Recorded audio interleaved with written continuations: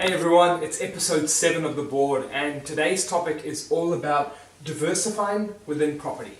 So you can actually diversify within property, and it's a bit of a myth I'd like to bust. So commonly we go, alright, there's property, shares, and other assets that we can look at. Now, it's important to have diversification within your portfolio. As simply said, you don't want all your eggs in one basket. But does that mean it has to be property and other? Look, it can be, but even within property you can actually diversify so you can spread out different risks. Now, there are going to be some things that impact property as a whole. For example, interest rates will impact property as a whole. But interest rates at times can also impact those other assets, because if interest rates go up, you might have less spending from people, and if there's less spending, those companies that rely on people to spend to buy their products, their shares may be impacted as well if there's not as much spending going on.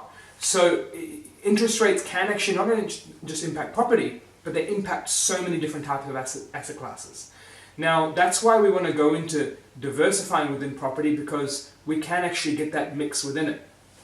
Now, you might be going, whoa, there's a lot back here, but it's just to show you how much you can actually diversify. Firstly, let's start on the right side here.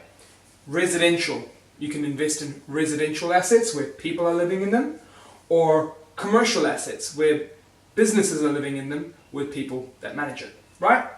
Then we've even got new or existing. So you can look at new build assets for the certain type of returns you can get there, or building it new, or existing assets. So you can see we're starting to spread, because this is a high level, and then within that you go, okay, where can I buy?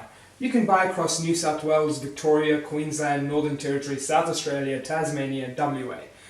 The spread is huge. I'm personally spread across 4 states. So when people go, oh wait, the market's not so much, well, hold on a minute. Firstly, you don't buy in the market. You don't buy the market. You buy a particular asset within it. And the market is made of things that are performing and not performing, and that average out becomes that market, right? So if you're having Sydney having a bit of a down, but then say Tasmania might be having some increases, this is just some examples of that spread. Now, yes, again, back to that point, there might be some very high level confidence or high level factors that can impact property as a whole, but different markets, different assets, different locations can help you balance that risk, or even help you grow in some parts where others might be a little bit lower. So obviously diversifying just really helps out there, right?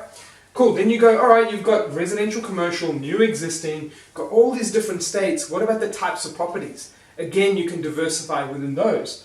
Got house plus granny flat, unit blocks, townhouse blocks, dual occupancies, duplex, offices, hotels, fuel stations, warehouse, retail, land, commercial farming, medical, childcare, multi-occupancies. There's some that I've even missed out.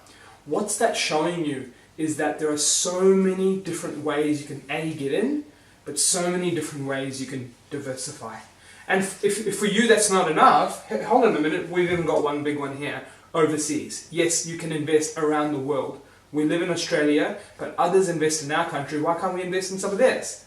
Sure, there's going to be different things to think about, lending, tax, so forth, but it's just to show you opportunities exist, and you can diversify within property. So episode 7 today, diversify within property. That's it, all covered off here in terms of the different areas that you can go to. Just makes you think how big this opportunity really is. With over 7 trillion holding in assets across residential property, close to 1 trillion in terms of the asset size in commercial.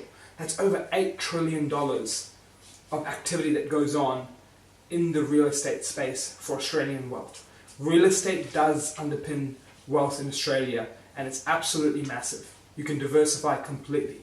So that's it from us at InvestorKit, the experts in wealth creation, helping you take action.